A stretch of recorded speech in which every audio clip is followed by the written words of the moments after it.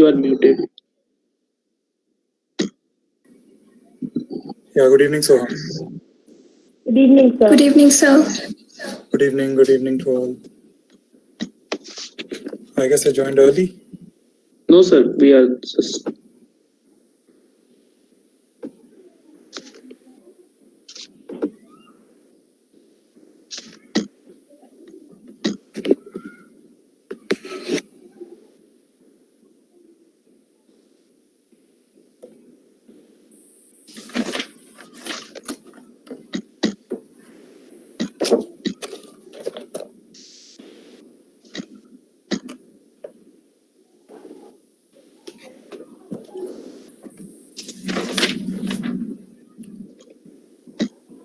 So are the classes happening or you guys are joining online only, like for colleges and all?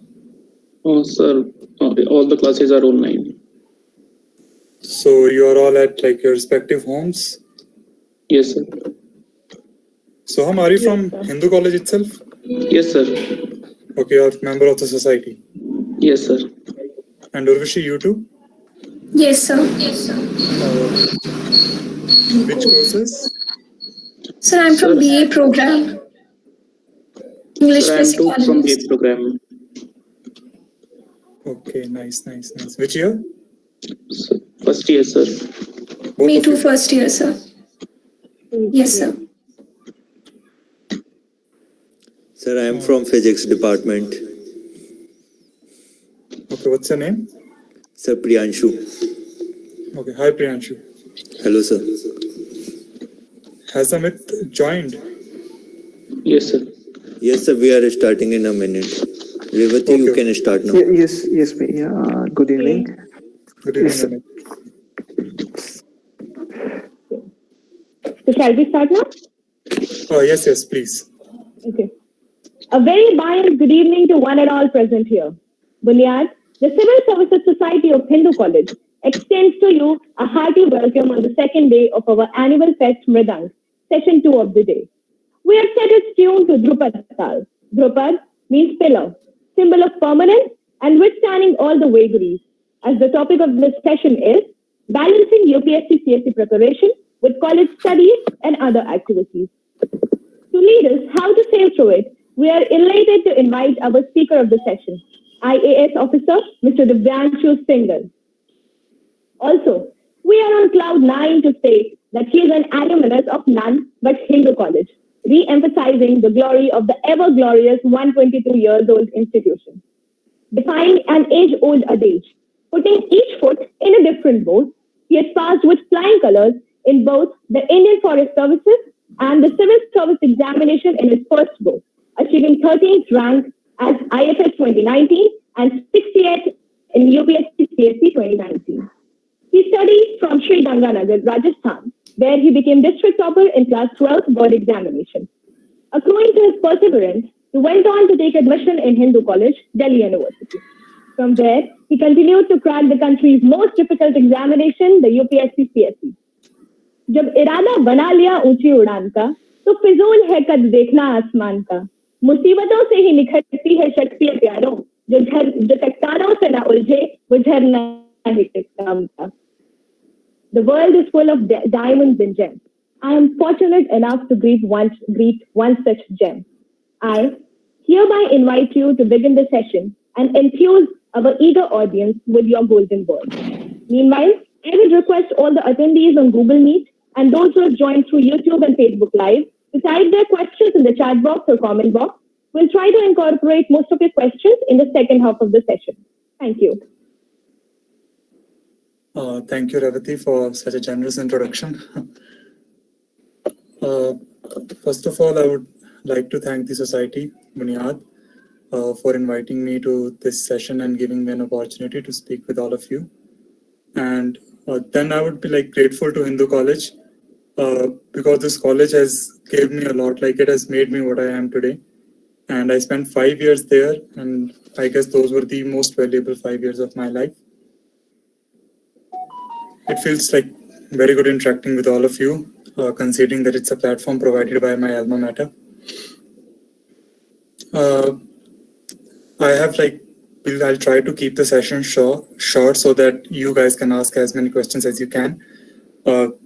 Whatever I'll share, it's not necessary that I did exactly this, because a lot of it is like things that I can say now with the benefit of hindsight, what I did wrong and what you guys can avoid.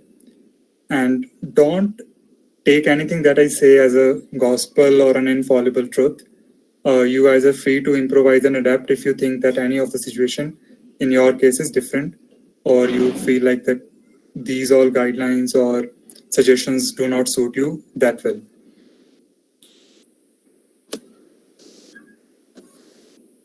So I'll try and divide my suggestion as per the year of graduation you guys are into, so that you can decide as to what to do and what not to do depending upon the year you are in. First of all, I'd say that take this preparation relaxedly. Like, do not take it too seriously. This exam is not your life and you shouldn't make it one. It's just one stage in your life. After crossing this exam, like those who have cleared it, there will be many other challenges during your postings, your personal and professional relations and everything. So first of all, like what I would to say is that do not like make this exam your life. This is just a part of your life. Now, when we come to our college, our first priority should be college. Like your first year, I suggest that you join as many societies as you can, participate as much as you can, because college, like your years in the college are your like formative years, and you learn a lot. You get a platform there that you won't get elsewhere. College is a time where you can commit mistakes and learn from them, and those mistakes will be like not, you won't be judged on those mistakes. But like now, the position that I'm now in, I cannot commit mistakes like you guys are free to. So utilize the maximum opportunities that you get when you are in college, because this is a time that you won't get later on. You can study later on. You like people have even started preparing 2 to 3 years after service, and there are many people here with me, my batchmates. So those things you can gain later on as well, the theoretical knowledge, but the practical knowledge, your personality building years and everything, that's something you won't get back. Your college life is something that you won't get back.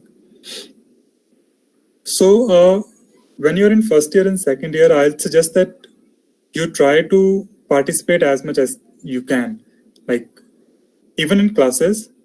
And I'm not saying that you skip classes to do all the society work and all. Try to balance both of them.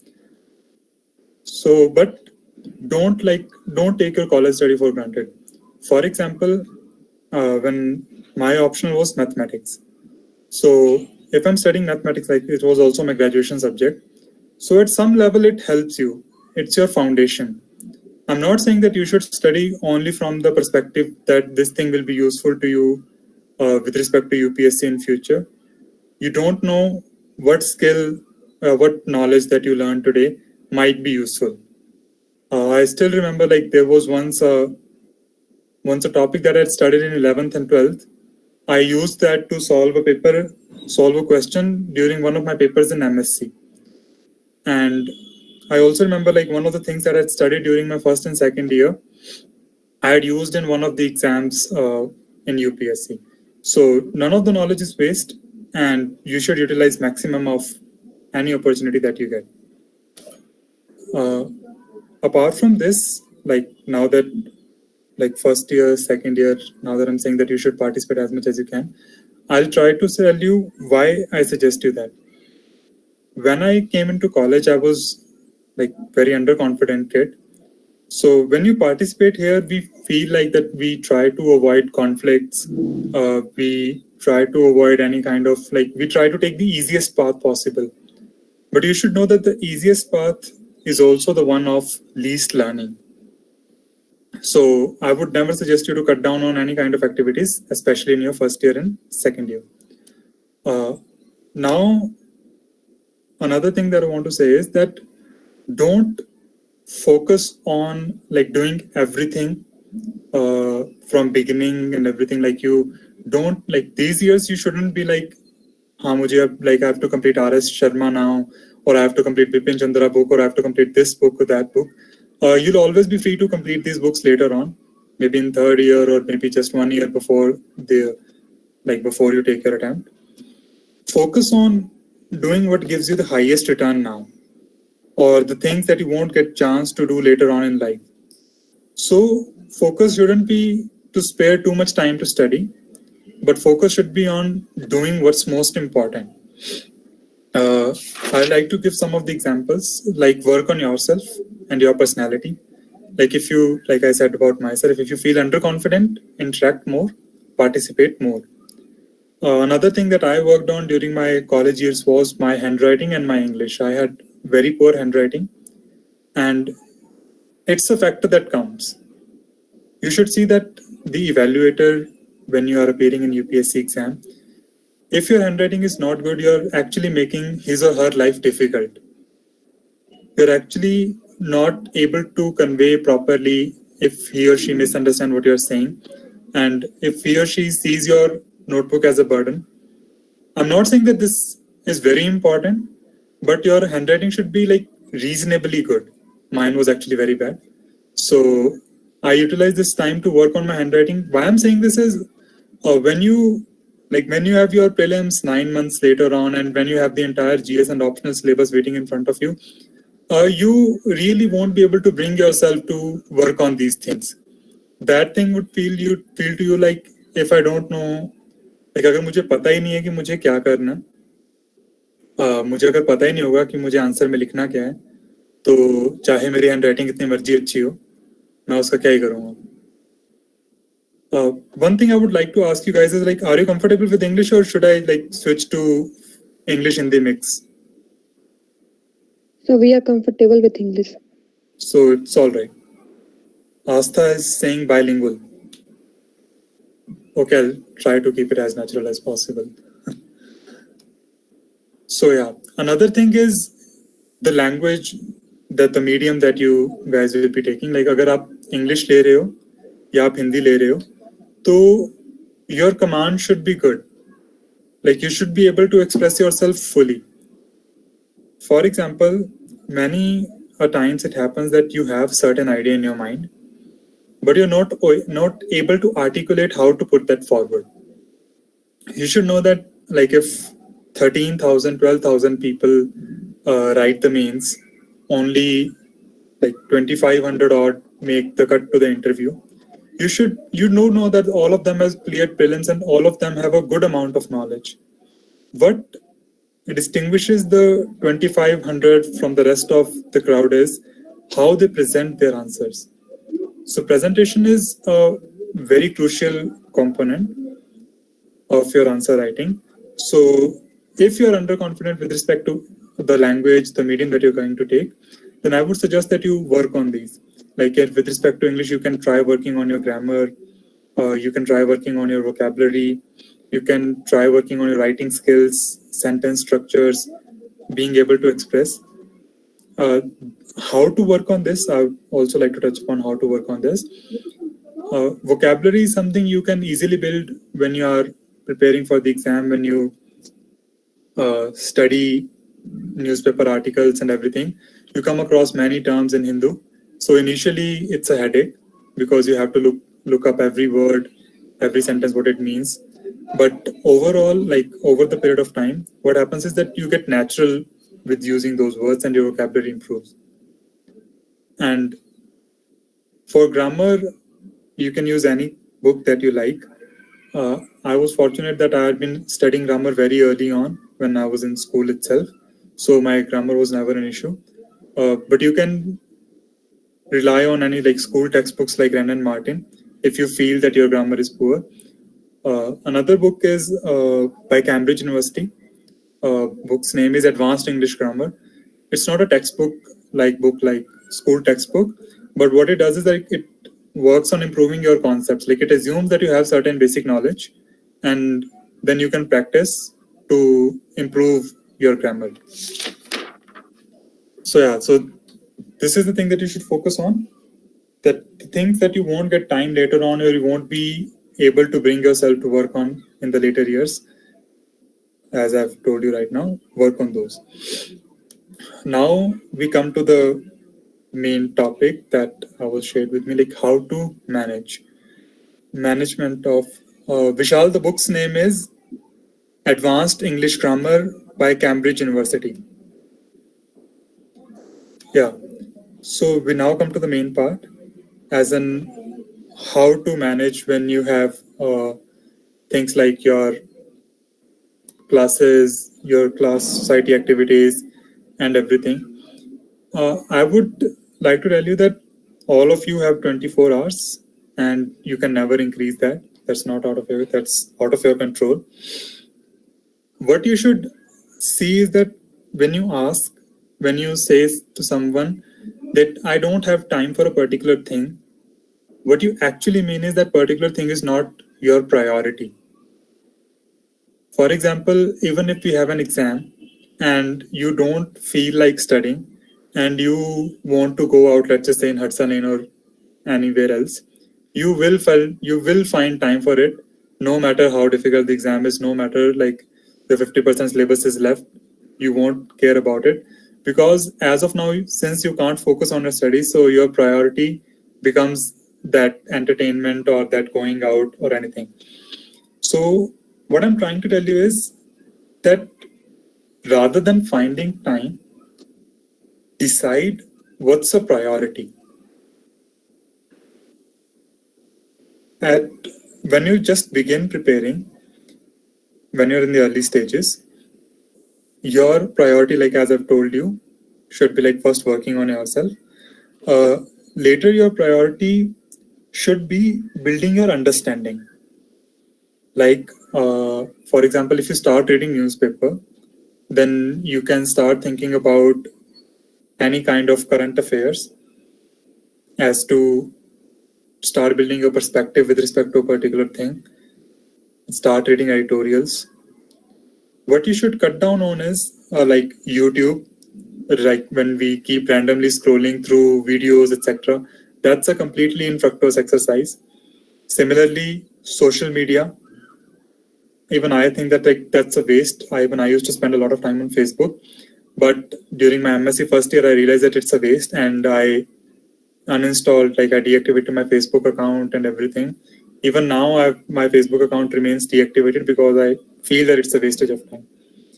What you don't need to cut down on is like occasional socializing, participation in various events. Like I would say, like even if you have any travel event, like if you have a travel plan with your friends, going out, then you don't even need to cut down on those, because all those experiences are part of your life, and you learn a lot from them. On the other hand, the things that I mentioned earlier, like mindlessly scrolling through social media feeds and everything, that actually ruins your mind rather than teaching you anything significant. So, in my viewpoint, the crux is setting priorities. Like, for example, let's just say somebody's in second year. Now, let's just say now in second year, you decide to prepare for the exam. That you decide that, let's just say, after your third year, you'll take 1 year's break. Let's just say you will join Vajiram coaching or any other coaching or prepare on your own, and then appear in the exam 1 year after graduation. So I'll give you a basic template as to what you can do now. First of all, decide as to why you want to join civil service. Like there should be a motivation for you. Don't just see that you're doing it because it's a social pressure or just it's a herd mentality, but see what is the exact reason why you want to do it and why not any other career option. Why I'm asking you to do this exercise is that so that when things get tough for you down the line, you shouldn't feel that you made a wrong decision, because these are like very precious years of your life. You can go to any particular field. I'll share my motivation after my talk is over, and yeah, first of all, I'll complete this portion. So why I'm saying this, like when you have motivation, so even if you feel let down because of something, then you can look up to that motivation and find the strength that you need for the discipline to get going. Next step I would say is that you start listening to some of the toppers talk, etc. So that you get a perspective of how the exam is, how the questions are supposed to be taken, so that you get a basic idea of how to prepare. I guess I'm slightly digressing from the topic. I guess I'm just telling you the strategy rather than how to manage the time. So yeah, the time strategy is basically, see, it will depend upon your course structure. When you have your exams, I don't ask you to save your time in during your exams, because that's also a priority. You have to get good marks, you have to finish your syllabus, you have to learn from it. But whenever you're free, when you come back from your classes, you should try doing saving some amount of time, like let's just say 1 hour or 1.5 hours. It's not necessary that you do it every day. You can even have something for you, like on the weekends, you'll give 2 hours to a particular thing. So it's the discipline that matters more rather than, doing things in one go. The basic, what I feel that how it boils down to is, it boils down to the fact that you have to see what's more important. Again, the priority point that I told you earlier. So first work on your personality, so that when you participate, you get confidence, so that when your interview is there, you can express yourself. Another thing is, as I've told earlier, handwriting and English language skills. After that, you start reading basic books initially. If you have set your priorities and you have decided that this basic level of time you have to give to your studies during college, after that, whatever time you can get, try to give it to UPSC preparation. Don't take it as a headache, because syllabus things you can always complete after your college. During your college, your focus should be on the things that are in the periphery.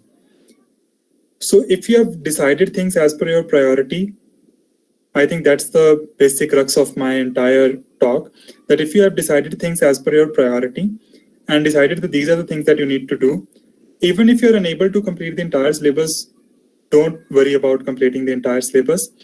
Why I'm saying this is, just see that people who give 4 or 5 attempts and are continuously failing, they have prepared 4, 5, 6 years.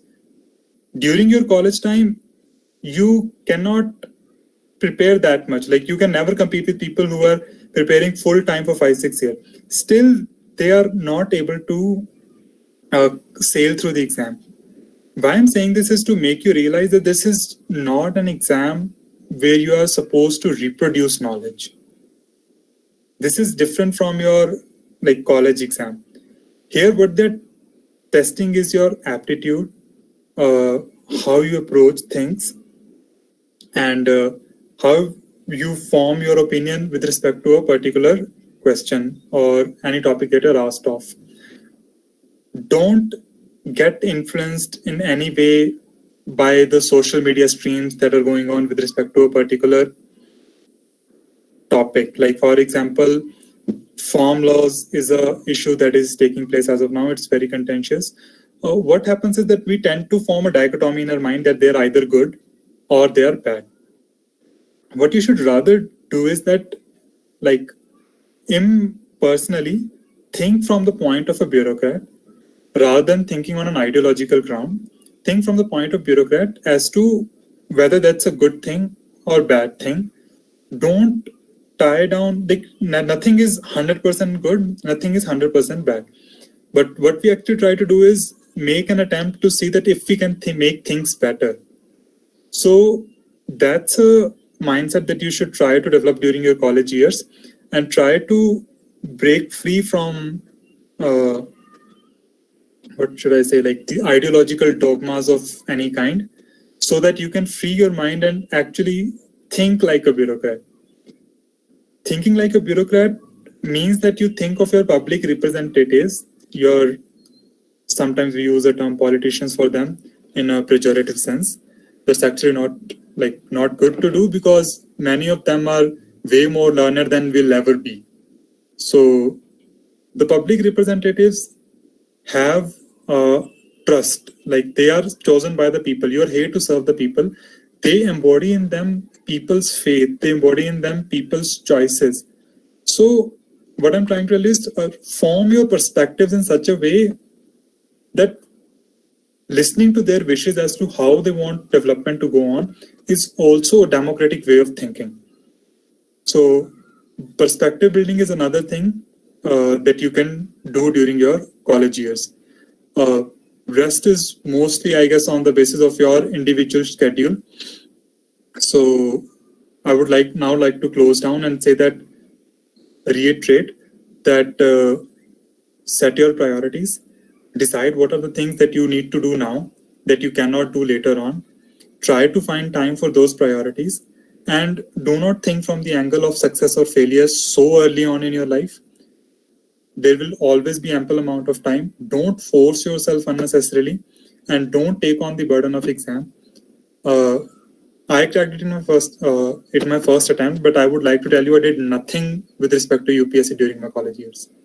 Like literally nothing. I didn't even know what was the syllabus of maths optional until my graduation was complete. So why I'm trying to tell you this is, again, to emphasize the fact this is not an exam of reproduction of knowledge. I participated in all the activities. I fought elections in my second year. I was General Secretary of Maths Department. In my third year, I was active, not that active like I was in second year, but slightly active during in politics as well. And in my first year of MSc, I did a lot of other things. In second year of MSc, I was cultural president in DUSU. You can do, why I'm trying to emphasize this is that you can do all of this, and all of these activities have formed part of my personality. You know, when you go for your interview, they ask you as to what you have done apart from the studies. It's not just about writing down these things in your CV. It's not about writing down these things in your your detailed application form or TAF, as we say it. One of the columns is hobby, that is very dreaded for all the aspirants. Like, I don't have a hobby, what do I write in it? So why I'm saying this is that when you do all these things, they see that you're not just into studies. You're not somebody who is only mugging things up. This is not to say that you should forcefully participate. What I'm saying is that don't restrict yourself from participating, thinking that it will be useful to you during your UPSC preparation. Later, when your graduation is complete and when you're working on it, for example, when I was in MSc second year, I stopped doing every single thing. After MSc second year and after MSc second year, I stopped every single thing. I never went out meeting with friends. Everything I reduced a lot, literally a lot. I used to watch a lot of movies, and I don't remember that I've seen any movie, not too many movies in the past 2-3 years.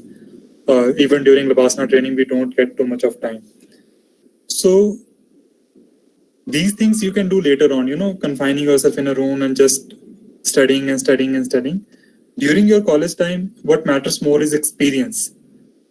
That experience would reflect on you during your interview when you're interacting with the board members and the chairperson. And when I was appeared in the forest service exam, I got 13th rank. And why I got this good rank was because of my interview only. My marks in interview were third highest. So interview only got me through. I guess the person who was on 14th or 15th rank, I don't remember exact rank. If I had got marks as he had got in the interview, I wouldn't even have been in the list, let alone score the 13th rank. So interview is one part of your UPSC exam that we often overlook, and that's not a test of your knowledge. That's completely not a test of your knowledge. It's totally a test of your personality as to how to keep your calm, how do you formulate your thinking, how do you formulate your opinion. And they see that they'll be handling a complete subdivision to you in 2.5 years. Would you be able to take on the responsibility that you need to for so many people? I guess I would now like to conclude the monologue from my side and take on your questions. Thank you so much, sir, for your gracious words. It was overwhelming to hear you, and we're surely going to follow your advices. For the next second part of the session, I would like to invite Urvashi Pahel to continue. Thank you, Revati. Good evening, sir. In this segment, first of all, we'll be taking up questions from our registration forms, and then we'll subsequently move forward to those in chat box over here as well as YouTube Live. Okay, thank you. Thank you, sir. The first question is, me being a Hinduite myself, I'm curious to know which all societies did you join during your college life? During my first year, I was completely lazy person. I did not do anything. But in second year, I realized that it's better if you participate and learn. So in second year, like I told earlier, I fought elections and I was General Secretary of Department of Mathematics. Another was the Finance and Investment Cell that I joined in second year. In third year, I retreated slightly from politics. And in third year, I was the Mess Secretary of Hindu College Hostel and the Finance and Investment Cell. In MSc first year also, I was the Secretary of the Mess Committee of Hostel itself. Okay, sir. So the next question is, when did you start your preparation? As many students are inquisitive to know what is the right time to start preparation. Should it be their first year of college or second year or maybe after graduation? So what will be your take on that? I guess it's not really necessary to push yourself that much in college. We tend to form this mindset that it's very essential to get into this service as soon as possible. That's not essential at all. The average age in my batch is 26, 27 years. So there are people who are 30, 32. So don't think that you have to get into this exam as early as possible. So what I'm saying is that in your college time, you should first focus on your studies and your participation as much as you can. Then if you have free time, don't waste them on things like, Facebook, YouTube. Save time from those things. But any kind of activity that's an experiential activity for you, be it participation in a society or in any kind of competition or anything, do those. Do participate in those, because that's an activity-based learning. When we talk about education, we often keep talking about that how it's rote learning is prevalent in our Indian education system, how we need to move to experience-based learning, activity-based learning. What you do in college is actually activity-based learning only. So what I'd say is that utilize your college time to work on the things where you lack, like your personality or your communication skills, your language skills, your writing skills. Learn from, you can even, somebody had asked in the chat box, novels, etc. Explore your hobbies. Literally explore your hobbies. Why I'm saying so? That hobby can be literally anything. This is a very important question that haunts people when they are filling their detailed application form, because now they've cleared mains and they have to fill the form for interview, and then they're wondering what hobby I should create and what that I'll be able to answer 1 month in the interview, 1 month down the line for the interview. Rather than doing that, use your college time to explore your interests. Now, when you have done these things, take these things very lightly. There's no ideal time for beginning preparation. Like I've told about myself, I didn't study anything during my college years. But whenever you have free time, you can start reading some of the books that are there, but keep them on a very light note. For example, if you're reading an NCERT, read that NCERT, for example, history book, read that like a story, so that you formulate what had happened and you have a basic knowledge rather than memorizing. The memorizing part comes later on. So in my viewpoint, use the college time to work on these things, work on things that you would find difficult doing during your actual preparation, because during your actual preparation, the stress is so high that we tend to neglect all other things. For instance, we are often come across some of the books that are told to us that you should read this book or you should read this blog, but we are so overwhelmed with our studies with respect to our books that we are not able to do these things. So in my viewpoint, the first 3 years of your college, you should, rather than focusing on mugging up books, you should focus on these things. Then after your college is over, you can start like the final preparation for your exam, the prelims or the mains and the interview. Are we connected, Urvashi? Yes, sir. Yes, sir. You are audible, sir. I think Urvashi has lost connection. Revati, would you like to take over? Yes, sir, I will take over. Yeah, she has lost I the hope connection. I've answered the question. Like, if any one of you has any doubt with respect to what I've answered, please feel free to ask, because you might have a particular doubt with respect to like how you thought or how you think your circumstances are different from what I am assuming. And if any of you want a clarification, I'd be more than happy to do so. Please ask if any of you in the chat, please. One question was that you took mathematics as an optional and you were going for forestry services. Your job was forestry. So was it a hinder, or was it like you were a dab hand at mathematics, so it was an advantage to you? Could you please repeat the question? I didn't get it properly. Sir, you were giving for CSE examinations, your optional was mathematics, and for IFS as well, right? Yes. So for CSE it was all right, but for IFS, where you're going for a job that is related to forest and forestry, so forestry optional is preferred, but you took mathematics. So was it a hinder for you, or it was an advantage because you were a dab hand, like you were a master hand at mathematics? Actually, Revati, in forest service, we have two optionals. We have to choose two optionals. So one of my optional was mathematics because I already had done it for UPSC, civil service examination. And the other option was forestry. So both you have to choose. So most of the people who have already chosen an optional for the civil services mains, and if that optional can be chosen as in the forest mains examination as well, then they keep it as one of their optional, and the other optional is always forestry. Okay, thank you, sir. So one more question that is popping up is, what is the difference between the GS of the CSE and the GK of the IFS? Okay. IFS is more of a technical examination.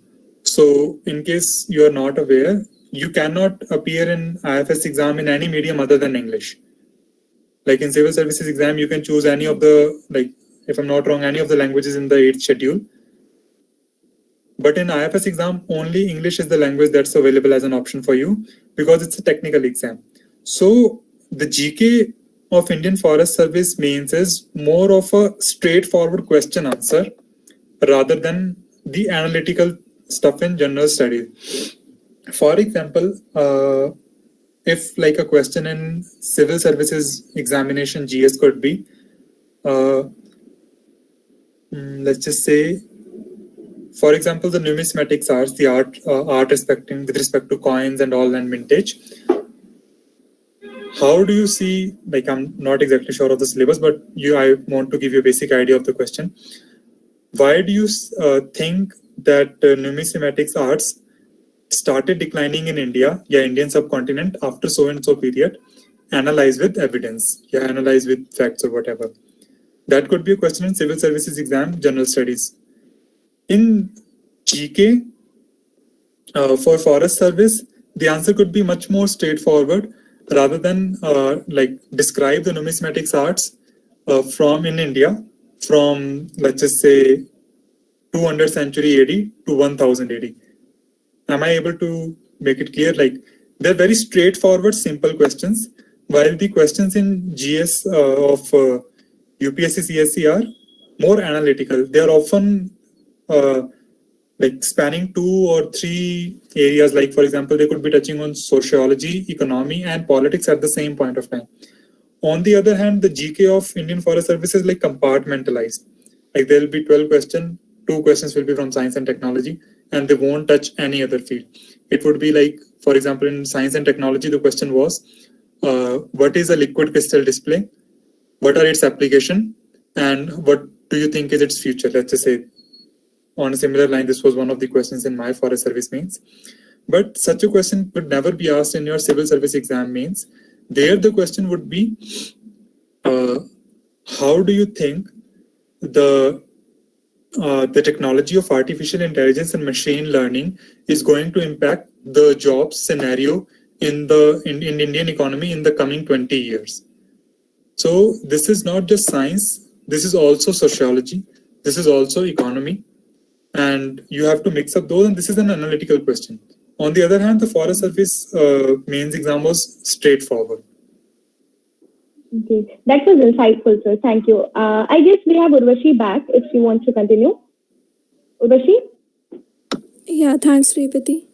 Okay. Yes, sir. So the next question is, in your opinion, will it be beneficial to do masters simultaneously in the same subject, which we have taken as optional?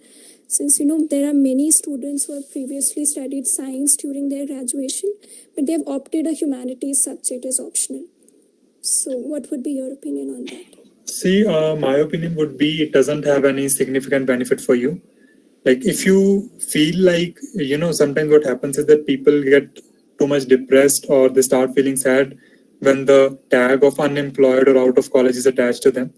So if you feel like, going to college is good for you, that you want to continue in the college environment after, let me rephrase it. Don't take masters solely for the reason that it will help you in UPSC.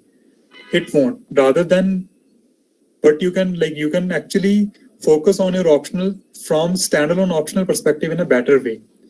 Why you would want to join masters is, you can join masters if you feel like, for example, when I continued my study with masters, I used to feel better going to college because it was a break for me. It was an escape from me because I had people there. I used to interact with them. I used to feel better. So if you think that, going to college and having a regular structured life, it gives you discipline and you want something like that, then join masters. And then join masters in the subject that you are planning to choose as your optional, because it won't just give you a structured life. It would also give you, knowledge for that particular subject. Okay, sir. And one question is actually, to what extent are grades important in college? We are often in dilemma to whether study college material or to focus on UPSC preparation. So to what extent should those grades matter to us? Grades are not important at all, I would say. What you should avoid is that don't be too low. For example, in BSc, very often people have score above 90. At least in DU, it's very common. You don't need that high a score, but your score shouldn't be too bad. Because if your score is too bad, the interviewers will definitely ask you as to why did you neglect your college studies? Because that was also, in a way, your responsibility. When you went to college, it's your responsibility to learn. So this could be one of the one of the way in which they ask you a question as to, let's just say you scored just 40% in one of your graduation, that ask you that why did you neglect your studies to such an extent? And they do know that you are intelligent because you have reached, the very fact that you have made to that, interview room shows that you have the capability to, learn, to understand and everything. But they'll definitely ask you as to why your performance was poor. And you should be able to explain it. So what I would suggest is that do it if you like to do it. For example, I love doing maths. So that was why I studied it so well. But it's not essential at all. If you are able to get average grades, it's more than enough. Okay, sir, I guess this answers their question. The next one is, how was your experience with group studies in college? Is it something that you would suggest aspirants to indulge in, or the other way out? It would depend from person to person. I never liked group studies. I was a solo kind of person. But how it can be beneficial is for example, I sometimes used to go to library, like it was not a daily routine, but sometimes I used to go to library when I used to feel that I am not able to motivate myself being in the room by myself alone. So then I used to go to library so that when I see people around, I can study well. Another place where group studies is useful is like discussions. Like rather than just studying individually, your time with the group should be utilized for discussion and learning. For example, when I was preparing for my interview, I prepared with 2 or 3 of my friends. All 3 of us cleared this exam this year. So our perspective, like our goal during those discussions was to formulate opinions, formulate perspectives, and learn from each other. Like one of my friends was good in political science, so I learned from him with respect to political science. I was good in economics, so I used to explain them economics concept. And then we used to give ourselves random questions, mostly in a hostile way, like as show that the person feels the stress that the person has to feel during interview. Then we would see how the person's response was, and then we would give our inputs. All of us would give inputs to each other as to how you can improve it. At your stage, if you feel like in a group, what you're actually doing is, just partying or enjoying and random stuff, then that's actually harmful. But being in the group, if you feel that you can like do things better, if you can like learn things better, or if you have, let's just say while studying, let's just say when you're reading history, or let's just say when you're reading economics, you just have a doubt and you can clarify among each other, and you feel that that thing helps you, like clarifying that doubt at just that stage, then I would recommend going for a group study. Okay, thank you, sir. Another question is the participants wanted to know if you took coaching or not. And if, what would you suggest? When should this go for coaching? In which year of their preparation? Is it more desirable? Okay. So I took coaching in my first year of MSc when my college graduation was over. And I took coaching from Vajiram and Ravi. I won't say which coaching institute was good because I don't want to endorse any particular one. You can talk with your seniors and all those, like, because I took coaching in 2016-17. Things might have got changed from then. Other institutions might have come up. People might, like faculty from Vajira might have left. They might have got new faculty. So as to which institute to join, I would leave that opinion to you. As to whether it's necessary or not, I don't think it's necessary. What coaching does is like giving you a disciplined routine and giving you a direction. So when you see people around you studying and like studying, or they have certain opinions, or they have learned things well, so you get a direction too, you get a motivation as well as to what to do. So if you're completely blank, I think then joining coaching can help because it gives you the first step to take forward. But it's not like, I don't think it's essential at all, because there are people in my batch, I guess, like no specific, I don't think that people who have taken coaching are more. And another thing is that Vajiram claims to have a very good pass percentage and all. Vajiram itself takes around 10,000 to 12,000 students every year. And just imagine like how many people clear, how many can clear. There's total seats are 800 to 900. So coaching is not a, I guess, what do you say, a panacea or a Ramban for clearing this exam. As to which year you should join, definitely not in your first year and second year. That's a strict no. I would strongly recommend against joining coaching in your first year or second year. Use that time to rather study things on the internet on your own, like be it Topper's Talk, be it blogs. One of the blogs that I can definitely recommend is Anudeep Shetty sir's blog. I'll type the blog's address in the chat box. Anudeep Shetty sir's blog is very good. This was, I guess, the only blog that I followed, and you can like learn a lot of things from him. One of the things that I like most about sir is that he has seen failures, so he knows what things don't work and what works. So I guess his blog is very useful, and I would recommend going through his blog. Vaibhav has written that his book, The Art of Answer Writing, is superb. I haven't read that book, but I did follow the blog, and he had, like in the essay section, he had written certain of the things as to how to approach answer writing, and I did follow his strategy. And the strategy given in his essay section of his blog and GS answer writing of blog is actually very good. So yeah, I would recommend you going through internet sources more during your first year and second year. Now, in your third year, it's completely a personal choice. If you feel like studying along with coaching, let's just say you graduate in 2021 and you want to appear in 2022. Now, if you feel that, taking coaching from 2021 to 2022 would hinder your performance, like that's something which I felt that if I have coaching, I've done coaching 1 year prior to the year in which I'm like about to appear, I felt better. But there were people who wanted to like do it then and there.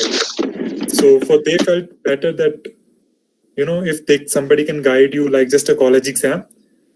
So to conclude, first and second year is strict no. Third year or after graduation depends upon your choice. If you feel that, you don't want to do anything, like you want to keep yourself free in your third year, then yeah, you can very well join coaching, and the next year you can prepare on your own at your own pace now that you've known everything. Because once you've done coaching, you'll have the entire structure clear in your mind. Or again, don't interpret this sentence to mean that coaching is essential or like you need to do coaching. I would again say this is totally a personal choice. Many of my friends who are in here, Labasna, have joined coachings and left after 1 week. All the coachings, I won't take any specific names, but they have actually joined all the coachings, like people are here who have joined coaching and left it and have found that environment to be confining. So completely your choice, but in first and second year, you should not. Soumya has asked, is 1 year of coaching enough? It's more than enough. Don't take too many, don't spend too much of time in coaching. See, coaching won't get you through. What it would do at max is just give you a perspective and do certain things for you. On the other hand, if you don't take coaching, there are many things that you can learn on your own. For example, maths optional. I had joined classes for 2-3 days and it was horrible coaching. For me, it would have been a total waste of time. So I did not join that coaching at all. For GS, why I joined GS coaching was because there was nobody, I didn't have any idea as to how to take the first step. So that's why I took coaching. Shreya has asked, can we take just test series? As to test series, for prelims, I guess it's better if you just, download papers online and take them on your own. You can purchase the test series if you feel like you want to experience that exam level stress in the exam before going for the real exam. Then you can take. As for the means test series, don't take test series at the stage of your preparation. As to people feel that if if I just started preparing and then I take test series and the test series will benefit me, I don't think so. I think that would be counterproductive.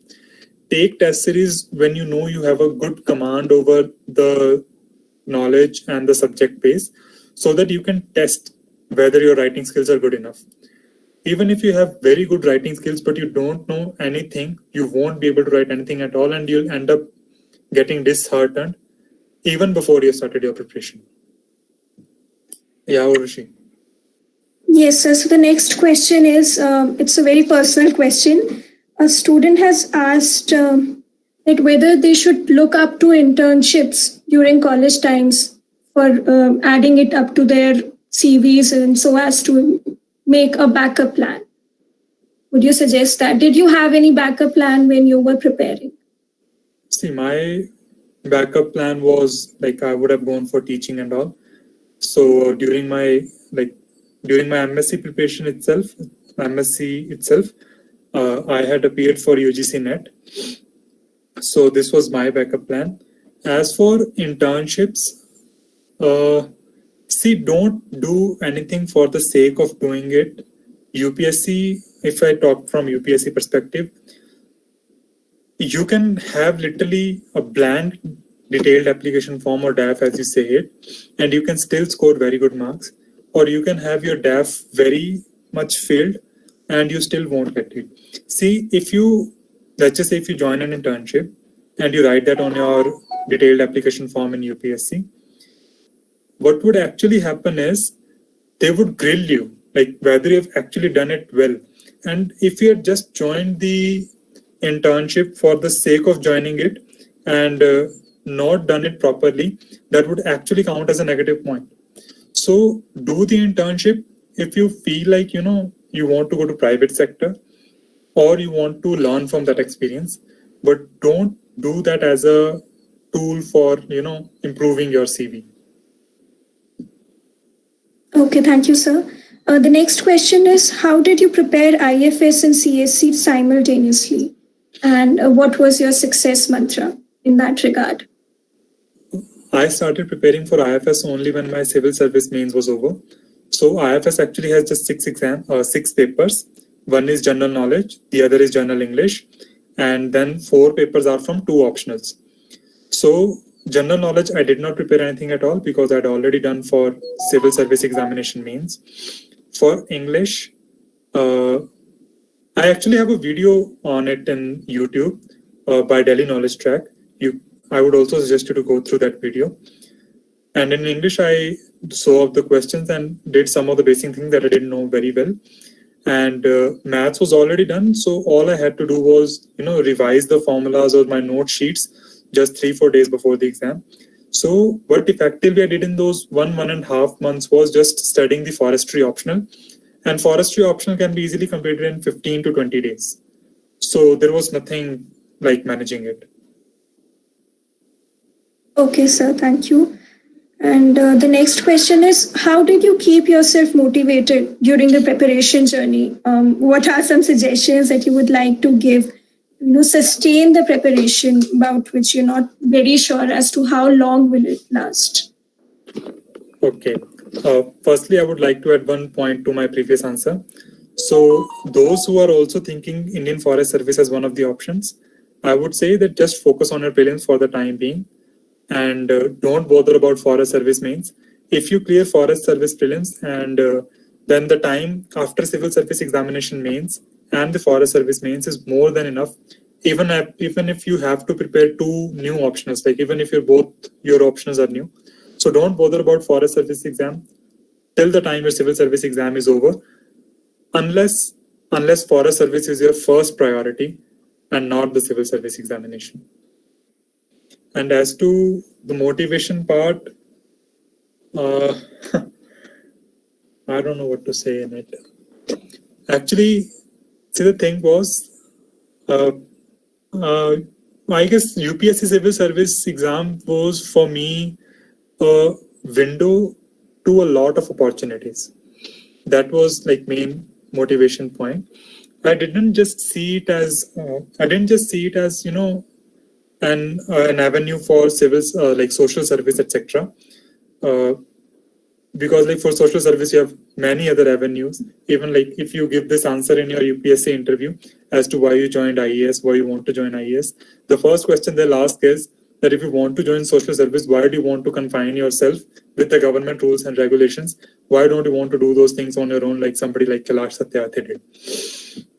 So my motivation was that I saw UPSC exam as a window to many opportunities. I always liked to do different things. Like I used to get bored with things very easily. So different challenges for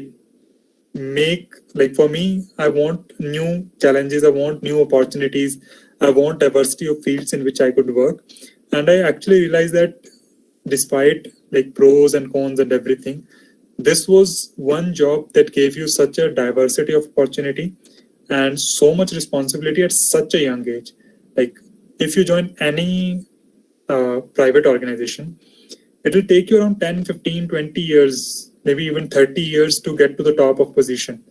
But here, 2 years after joining the service, I'll be made a subdivisional magistrate, where I'll be the head of the entire subdivision and I'll have the responsibility of handling them. And I'll have like a vast amount of resources at my disposal to do things. And as you know, that we are not a developed country, so we have multiple challenges in terms of health, education, and even basic amenities to people. So, and even otherwise, it was a platform where I could learn a lot. Like 7 or 9 years after the service, I'm not sure exactly, we get an opportunity to go outside, like go to a foreign country to take 2 years paid study leave.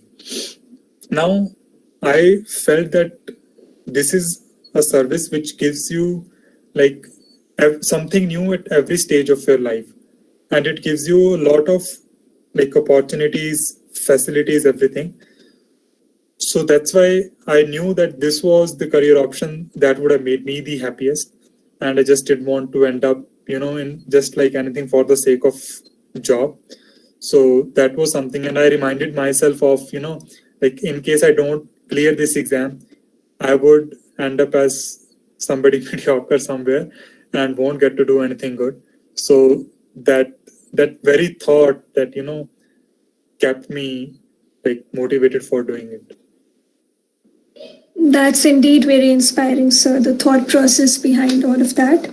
The next question is, how much confidence did you have while preparing for this exam? You sailed through it in the very first attempt, but since you can never be sure about that, so how many attempts were you willing to give? Sir, adding to this question, did you feel any family pressure or societal pressure, as most of us feel, that agar nahi hua to kya hoga? I would first of all, I would like to add one point to my previous answer. That's why I had specified very early on that since college is your formative years, you should look as to what inspires you, or what is it that you're actually willing to do or actually want to do, and why you want to join this service. Think, brainstorm, even if it takes you 6 months, even if it takes you 1 year, even if you don't think that what would happen. Like, for example, if you feel like you want to go for research, so don't think that, that 3 years down the line, you'd feel that, that's not a career you want to. After that, you can leave and come back to civil service, but you won't have any regret while preparing or when you're feeling low that you should have tried a particular option. So that was my reason why I emphasized on the point of motivation. And as for the success chances, I was very sure that I won't clear my prelims. So my prelims was on 2nd June 2019, and on 1st June 2019, I was out there finding a flat for my cousin. So I was very sure that I won't clear it, so I thought that why shouldn't I help him? So why I'm telling you this was when I was sure that I won't even clear the civil service prelims. I actually ended up clearing forest service prelims. Our cutoff was somewhere around 100, if I'm not wrong, 2019, and I scored around 127 or 128. So it's like you would feel let down, even rank 1 wouldn't have the confidence that he's going to clear it. All of us, even if people who have cleared UPSC exam once, let's just say they've got some allied services, let's just say Indian Revenue Service, even they wouldn't have the confidence, that they would definitely clear prelims or mains or interview. And now answering Akshat's question, yeah, pressure is there. Even if it's not there, we sometimes tend to assume it's there because they have some sense of expectations from you, especially your parents. And even if, like in my case, my parents were very supportive, but even if they are supportive, you do feel that burden of expectation. You do know that, when you're sitting for that exam, they just want one result. They are just wanting one result, and that is you clear prelims, mains, and interview in very first attempt and get into IAS home cadre. They're just looking forward to a very, very specific outcome. And you do know that no matter how good you are, that outcome is not sure. That outcome is not sure at all. When you're prelims, you just wish for that, कि भगवान prelims clear हो जाए. ताकि मुझे main सीखने का मौका मिल जाए, बाद में जो होगा देखा जाएगा. Yes. So yeah, pressure is actually very high. Thank you. Thank you. Yes, Urvashi. Sir, I want to.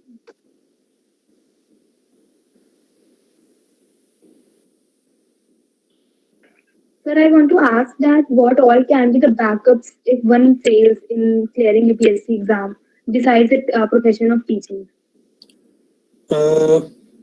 First of all, I would like to say that don't think of backups too early, because what happens is that we tend to focus more of our time and efforts on backup rather than giving our best to this exam. But I won't I can't tell you any specific backups, because people are there in private services. They leave their service and then they come preparing this exam thinking that if they are not able to do it, they'll go back to private job. So private job is always one option. Another is teaching. The other is that if you're not able to clear it, you start teaching other civil services aspirants, or you could appear for other competitive examination in government services.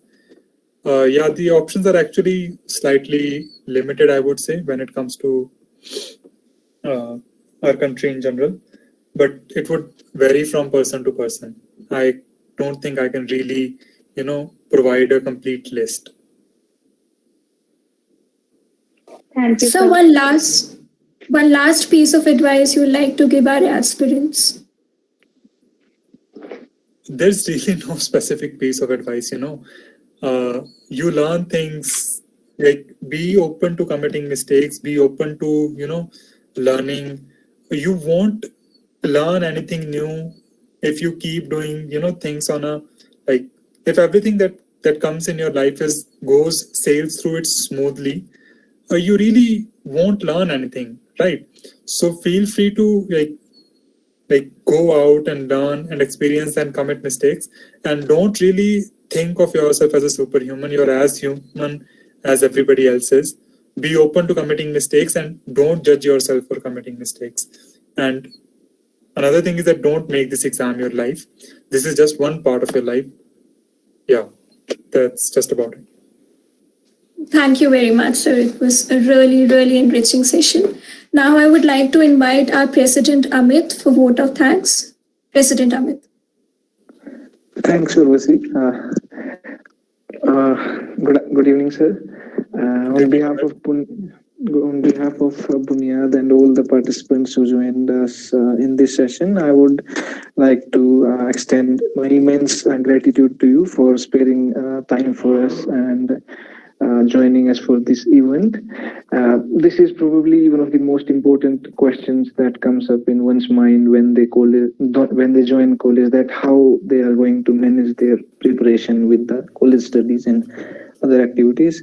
So your advice, your personal experiences, your suggestions would definitely act as a guiding light to all Hinduites as well as other aspirants from different colleges and universities regarding this question.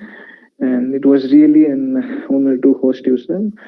And apart from that, I would also like to thank all the participants who joined this session from different platforms, Google Meet, YouTube, Facebook.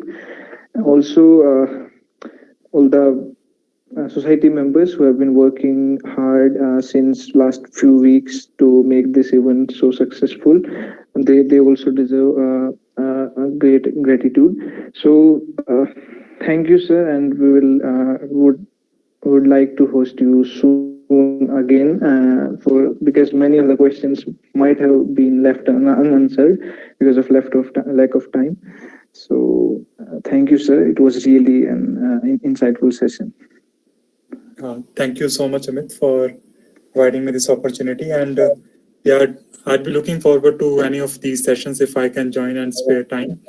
And to all of the participants, I would like to say I'm sorry I couldn't answer all of your questions, because this is such a vast topic and there's no really perfect answer, when it comes to UPSC with respect to literally just about anything. You can talk to 20 different people and all of them would have cleared it, and all of them might end up telling you something different. Just a minute. they all might end up telling you something different. So that's why I've shared my email ID with all of you. Feel free to send any of your personal inquiry, anything that you feel like, no matter how silly, and I try to answer all of your questions if I can. Thank you. Thank you, sir. Thank you so much, sir. Thank you so much for your Thank you, time. sir. Thank you, sir. Thank you. Thank you, sir.